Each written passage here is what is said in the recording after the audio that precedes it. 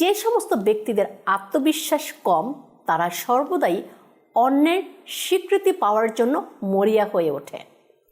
এটা শুধু মা বা বোনই না, এটা অনেক সময় পারস্পরিক ভালোবাসার সম্পর্কে এটা দেখা যায়।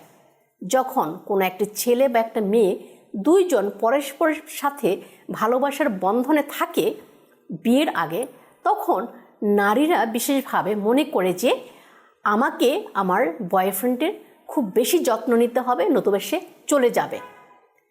এবং যত্ন দিতে দিতে একসময় সে ক্লান্ত হয়ে যায়, কারণ এই যত্নের ফলে যে ভ্যালিডেশনটা বা যে স্বীকৃতিটা পাওয়ার কথা সেটা আর পায় না।